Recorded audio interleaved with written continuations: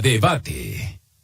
Gracias a Román Ortega por el reporte y vámonos a, como es habitual a esta hora, a Debate con la doctora Ruth Cerezo Mota, investigadora del Instituto de Ingeniería de la UNAM. Doctora, gracias por estar con nosotros.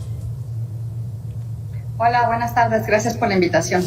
Doctora, estamos a ¿qué minutos quizá de que impacte Lidia en las costas del Pacífico? Puede ser por ahí por Bahía de Banderas, entre Puerto Vallarta y Nuevo Vallarta, pero ¿qué representa el primer riesgo de un huracán? ¿Fuertes vientos o la cantidad de lluvia que traen? Pues depende, porque no necesariamente traen lluvia o la misma cantidad de lluvia, depende de dónde impacten y dónde toquen tierra primero. El problema ahorita con Lidia es que de hecho se acaba de actualizar la información del National Hurricane Center y acaban de pronosticar que se intensifica categoría 4 antes de que toque tierra. El problema también es que cuando se hacen estos pronósticos, a pesar de que ya se entiende muchísimo de la dinámica de los huracanes, y es muy buena la predicción de la trayectoria que van a seguir y los tiempos de arribo, en lo que sigue un poco fallando porque no se entiende parte de algunos cosas que suceden adentro de los huracanes es cuánto más se puede intensificar, ¿no? Estamos en una situación, ¿se acuerdan de Patricia, que también tocó tierra en más o menos en estas latitudes en el 2015, que entró de categoría muy fuerte y se esperaba un desastre total y afortunadamente perdió toda intensidad justo cuando tocó tierra? Digo afortunadamente porque los daños asociados a los vientos fueron mucho menores, pero pues obviamente trajo mucha lluvia. Entonces, son las dos cosas, son los riesgos asociados a los vientos y si hay condiciones, pues también la abundante lluvia que trae, ¿no? Los vientos más fuertes vienen en el ojo del huracán, en la parte central de estos meteoros. Sí, pero por la forma como tienen unas velocidades tangenciales, es decir, si este es el centro, entonces tangencial quiere decir como que se mueve por la orillita. Esos también son bastante. Los vientos que se reportan, las ráfagas de viento que se reportan, son las más asociadas a los del ojo del huracán.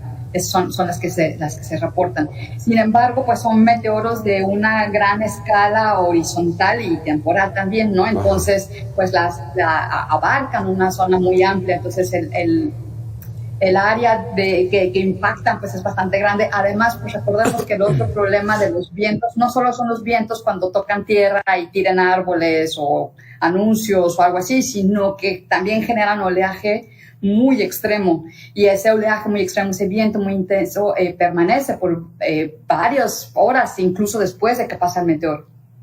¿Se le llama impacto de un huracán cuando el ojo toca la parte continental, la tierra? Sí, más o menos. De hecho, por ejemplo, lo que hace el National Hurricane Center, que es como la institución oficial, que son los que reportan, y luego, claro, en México también el Servicio Meteorológico y Protección Civil hacen sus propios pronósticos, pero siempre siguiendo, digamos, los pronósticos del National Hurricane Center. Después tienen que hacer ciertas rectificaciones, porque en efecto es como, si tú ves una imagen de satélite, pues es como tan grandote, que es como en donde toca tierra, es un poquitito complicado a primera instancia. Entonces, normalmente pues ya después se vuelven a hacer unos recálculos y ya se publican las trayectorias oficiales de los huracanes. Pero sí, más o menos cuando el centro del ojo toca tierra es cuando decimos que tocó tierra. Que hizo el impacto. Este huracán, pues bueno, rápido se hizo de huracán 1 hasta ya huracán 4, como nos está reportando doctora Ruth. Este asunto, ¿cómo es la orografía ahí en Bahía de Banderas? Hay cerros, ¿no? Hay montañas. ¿Eso sí provoca que entonces choque el huracán y pierda la fuerza de los vientos? No, en realidad lo que ha pasado, por ejemplo, con huracanes muy intensos, como nuevamente Patricia, que tocó en tierra ahí también en esas latitudes, lo que pasó es que los huracanes tradicionalmente solo tienen un ojo, pero hay algunos huracanes que forman dos ojos que son concéntricos, y entonces hay un momento en que uno succiona al otro, como que hay una pequeña como implosión, y en ese succionar un ojo al otro, pierden un montón de energía, como que requiere tanta energía ese momento que en ese momento se debilitan, que fue lo que le pasó a Patricia, pero eso se supo mucho tiempo después con los datos de los aviones tras huracanes, con reanálisis, con un estudio muy cuidadoso.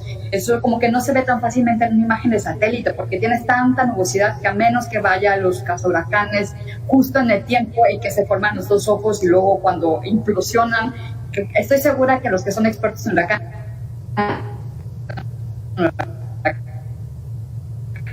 implosionar es otro término, pero básicamente eso es, digamos, lo que sucede. Aquí el asunto está de que hay huracanes que chocan con los cerros, ahí se debilitan, pero ahí dejan caer toda el agua.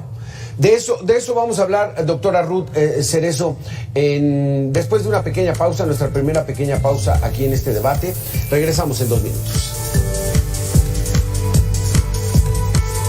Gracias, doctora Ruth Cerezo, investigadora de la UNAM. Gracias por continuar con nosotros. Quisiera que hagamos una pequeña pausa, ahorita que estamos tratando de entender esa lógica de estos meteoros, de esa fuerza de la naturaleza a través de los huracanes. Usted recuerda en 1998 el huracán Mitch, un huracán categoría 5, que es el mayor dentro de la escala, que se estacionó 8 horas frente a las costas de El Salvador y de Honduras. Provocó cantidades industriales de agua. Se calcula que 1.900 milímetros de agua en esas 8 horas, que provocó que los cerros se desgajaran, se deslavaran. Vamos a hablar del agua. ¿Cuánto es una lluvia normal en milímetros? ¿Por qué se mide en milímetros? ¿Y cuánto es una lluvia que puede traer un huracán? Pues depende de la región. ¿Por qué se mide en milímetros? Porque es como la profundidad. Si tú tienes un pluviómetro, el pluviómetro es el instrumento que utilizas para medir la cantidad de lluvia y te pueden imaginar, literalmente es una cubeta graduada y entonces ahí vas midiendo cuánta agua va cayendo y entonces, y también porque en hidrología también es como la capa de lluvia que cubre cierta extensión, como una película, ¿no? ¿Cuál es lo normal? Pues depende. Por ejemplo, si te vas al noroeste de México, a la zona semidesértica del monzón de Norteamérica, algo normal son 10 milímetros en un día. Si te vienes aquí a Yucatán, una lluvia pero no estarme equivocando con las cifras, pero una lluvia normal es como en invierno es de 32 milímetros. Okay. En febrero, de hecho ese dato sí lo tengo porque apenas en febrero aquí en Yucatán en un solo día cayeron 40 milímetros, que para la cantidad de lluvia que cae en todo el mes normalmente, pues un montón. O sea, en un solo día cayó lo que cae en todo un mes de febrero aquí en Yucatán. No tengo el número exacto de cuánto es en Colima o algo así, pero sí, digamos que los huracanes tienden a traer más del doble de la cantidad de agua. Te puedo poner, por ejemplo, otro dato que sí tengo. En Cristóbal, que fue la primera tormenta en la temporada de huracanes del Atlántico de hace 2 años, llovió, se tienen en algunas estaciones registros de 400 milímetros en el acumulado de todo el evento. No fueron una hora, creo que fueron varias horas, pero en el acumulado de Cristóbal, de todo lo que duró el evento, pasando la península y atravesando Quintana Roo, Yucatán y Campeche. En Yucatán hay estaciones que registraron hasta 400 milímetros, que eso es casi que el total anual, ¿no? Cayó en una tormenta. Entonces, o sea, llueve en una jornada lo que equivale a la lluvia de un día. O sea, es muchísima agua. En la jornada, pues no sabemos si son 8 horas o 10 horas o hasta 24 horas, pero en un solo evento llueve la cantidad de agua que en promedio llueve durante un año. Podría ser. Entonces depende de las condiciones. Por ejemplo, hace rato me preguntabas de los riesgos, si es el viento o si es la lluvia. Entonces también recordemos Manuel e Ingrid en el 2012, ¿no? Que fueron de categoría menor, fue categoría 1, todo el tiempo fueron categoría 1, tocaron tierra como categoría 1, los vientos en realidad no fueron el problema, pero sí trajeron mucha lluvia y además pues el hecho de que uno estuvo después del otro, ¿no? Entonces a veces no son los vientos. También aquí la temporada de huracanes que tuvimos hace 2 años, curiosamente casi todos los huracanes que tocaron tierra en México tocaron tierra en Quintana Roo. Entonces ahí como que dejaron los vientos y tiraron árboles. Los vientos más intensos se registraron ahí, pero las lluvias llegaron aquí a Yucatán. Entonces depende un poco, son unos Yo les llamo así, y estoy segura nuevamente que mis colegas que se dedican a estudiar huracanes me van a querer ahorcar, pero yo les llamo que son unos monstruos. Sí. Que aún no acabamos de comprender. Entendemos ya muchos procesos de cómo suceden, pero todavía no entendemos del todo toda la dinámica y todos los riesgos asociados. Claro. Entonces aquí, ahorita que estoy diciendo riesgos, lo único que sí quiero que quede muy claro es que se debe escuchar a lo que anuncia Protección Civil y las autoridades pertinentes, ¿no? Seguir las indicaciones siempre de fuentes oficiales. Sí, porque aquí este huracán nos llama la atención, Lidia, que rápidamente se hizo de categoría 4, pues le falta una escala nada más para ser el más alto. Pero ¿qué tanta cantidad de agua puede traer? Eso es lo que vamos a determinar. Y lo peligroso es de que los ríos pues reciben demasiada cantidad de agua que baja de los cerros y muchas veces se desbordan, abren su cauce y lo peligroso es todas esas viviendas que viven alrededor, en las orillas de los ríos, o la gente que lo intenta cruzar, o como estamos viendo hace unos momentos, podemos ir a la información de Max. Max era una tormenta tropical, pegó ahí por la zona de Guerrero, costas de Guerrero, y entonces esta depresión Max, el municipio más afectado fue Tecpan de Galeana, donde se reportan incluso víctimas mortales, 2 personas que murieron y viviendas afectadas. Veamos, escuchemos la información.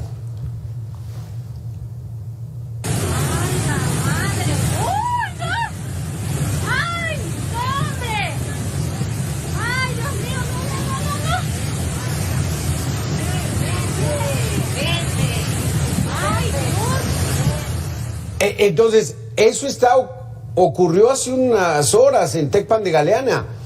Entonces, llueve de tal cantidad que los ríos empiezan a desbordarse.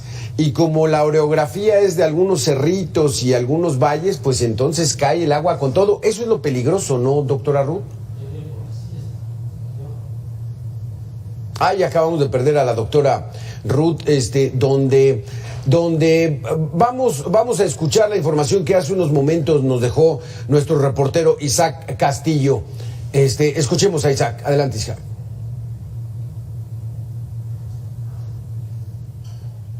En las últimas horas, la tormenta tropical Max comenzó su depreciación hacia depresión tropical. Sin embargo, ha generado una serie de daños considerables en todo el estado de Guerrero, específicamente en la franja costera de esta entidad. El municipio de Tecpan de Galeana ha sido uno de los más afectados, con más de 80 viviendas inundadas. Se reportan 2 personas fallecidas. Una de estas, lamentablemente, se reportaba que se encontraba en la comunidad de Nuxco intentando rescatar su ganado. Y la siguiente, que fue esta mañana, una persona a bordo de una unidad de transporte público quien cayó al socavón del puente del Coajilote. Este corte, junto con el de la comunidad del Cruzal en el municipio de Pelotán, registrados el día de ayer con la creciente de ríos y arroyos. Hay alerta de parte de las autoridades estatales y municipales y están en espera del apoyo que pueda llevar el gobierno federal, quienes hasta el momento pues no se han apersonado en ninguna de estas zonas. También se reporta la caída de varios árboles, afectaciones en algunas viviendas, inundaciones en las principales vialidades de los municipios, afectaciones en los vehículos y también algunas inmersiones dentro de alrededor de 30 viviendas. Hay 2 personas lesionadas, entre estas un menor de 4 años de edad en la comunidad La Barranca, municipio de Tecpan de Galeana, quien sufrió lesiones de consideración tras la caída de una parota. Este es el reporte que tenemos para las últimas horas de Max. Gracias, Isaac Castillo, desde allá, desde Tecpan de Galeana, con este impacto. Ya veíamos las imágenes, carreteras, ¡pum!, se desgajan y entonces ya no hay comunicación con todas aquellas comunidades que permitían acceso por la carretera. Hay que trabajar en serio para tratar de reponer todos esos caminos. Vamos a hacer una pequeña pausa y regresamos, ya lo saben, en 2 minutos.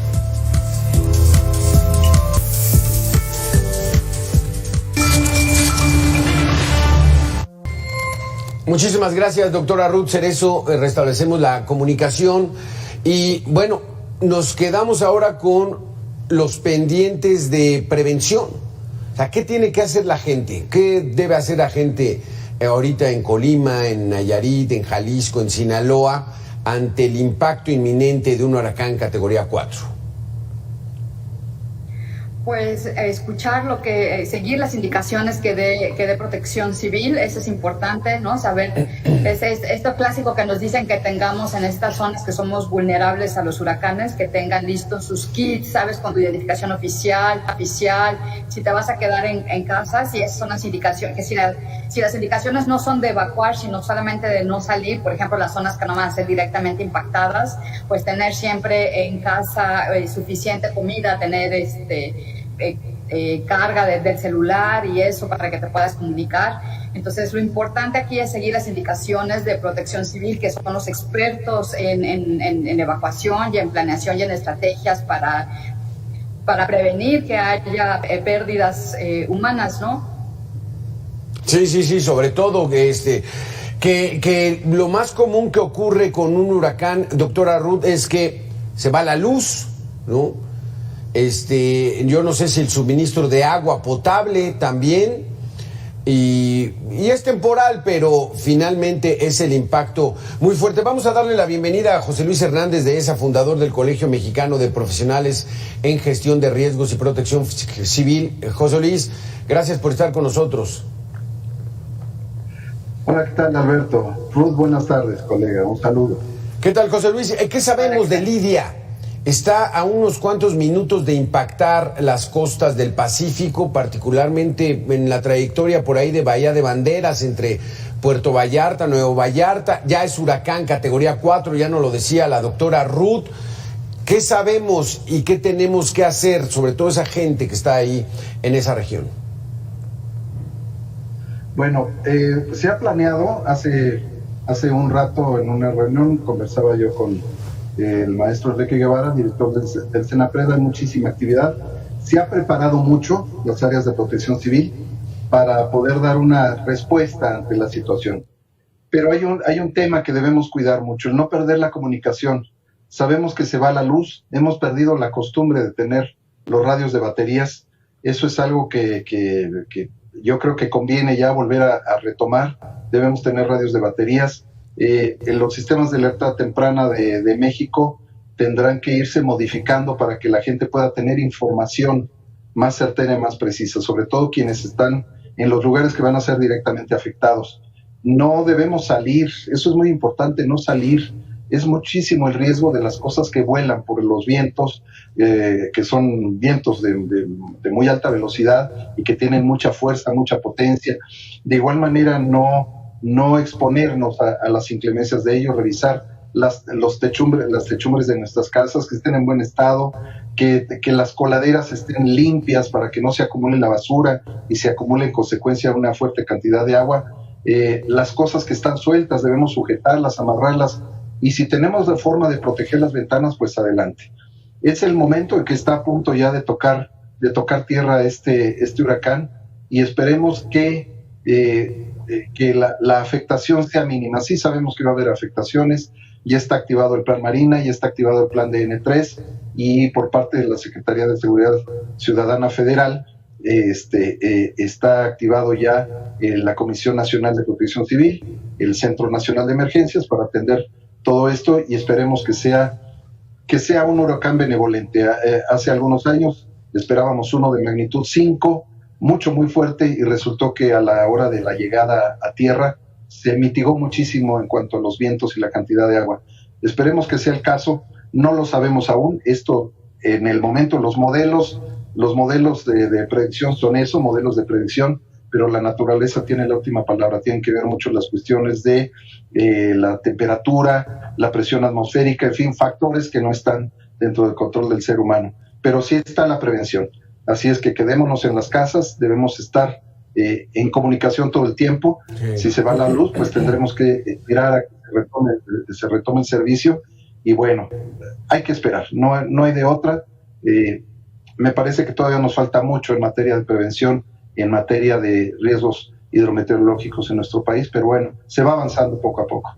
Aquí, José Luis, es no salir de la casa y tener paciencia, o sea, no acelerar los trámites, que quedarse medio día o quizá un día completo preferible, ¿no? O cómo es esa situación en cuanto al tiempo de resguardarse. Hay dos fases de los huracanes. El huracán, cuando pega directamente en la costa y pasa por arriba de nosotros, hay una un momento en que tienen los dos una fuerza mayor y luego van reduciéndose. Puede ser que la precipitación continúe, pero se va reduciendo la intensidad del viento. Eso lo escuchamos, eso lo vemos físicamente. Y luego, cuando la población, el lugar por donde está pasando el huracán, queda exactamente el ojo, tenemos una total calma. Incluso hasta se ve el sol. Y tendremos que esperar, obviamente, pues ya al rato empieza a atardecer, va a ser difícil que lo veamos, pero hay una calma que incluso se ven las estrellas, etcétera. Y luego viene de nuevo otros vientos con una intensidad mayor y que van a ir reduciéndose poco a poco. Es decir, tenemos la fase primero de que entra el huracán, viene un lapso de calma y luego viene de nuevo el huracán. Tenemos que esperar a que pase la última fase, la tercera, y entonces ya empezar a hacer las cosas que necesitamos hacer. Si no tenemos contacto o comunicación, entonces hay que esperar. Eso lo acabamos de decir, hay que tener mucha paciencia, mucha calma, quedarnos adentro, en dado caso de que tengamos lugar donde vivir en 2 niveles, pues vamos a los niveles de arriba. Todavía es tiempo de que dejemos la casa y vayamos a refugios ya preparados ex profeso. Es difícil que la gente lo haga, pero no nos queda de otra. Y es lo que dices, es muy importante, José Luis, el tener un radio de pilas, porque si se va la luz, el transformador cercano o se queda uno sin energía, el celular no sirve, porque no tiene señal. Y entonces el radio pues sería lo mejor. Y vemos estas imágenes en Tecpan de Galeana, Ruth Cerezo, que pues ahí viene el agua. Y si no tenemos manera de saber, no, pues ¿sabes qué? Voy a sacar el carro y ahí se corre el riesgo, doctora. Sí, exacto, es lo que acaba de comentar, ¿no? No salir, o sea, si no tienes a qué salir, no salgas, para qué exponerte, no le vas a ganar al volumen de agua a tu carro, por más mega pick-up que sea, no le va a ganar. Si no tienes a qué salir, no te expongas. Y siempre, y sobre todo ahorita esta en temporada de huracanes, los que vivimos en zonas vulnerables a los huracanes, deberíamos de tener siempre nuestro kit listo. Yo digo deberíamos y yo no lo tengo, ¿verdad? Pero sí deberíamos tener nuestro kit listo y siempre como un reservorio de agua, de alimentos no perecederos. Si tienen mascotas, pues también guarecer a las mascotas, que no se les olviden. Entonces, sí, pues no salir si no es necesario. O sea, esos volúmenes de agua que están trayendo estos huracanes están impresionantes, y no solo es el agua, no es la destrucción a la infraestructura, no ves si hay coladeras. Entonces, si no tienen que salir, no salgan. Sí, exactamente. Últimas recomendaciones, José Luis, a toda la gente, que parece que el tamaño de este huracán Lidia es muy fuerte y la nubosidad está llegando, pero hasta casi el norte del territorio mexicano. Sí, estamos viendo que la influencia, el radio de influencia es grande.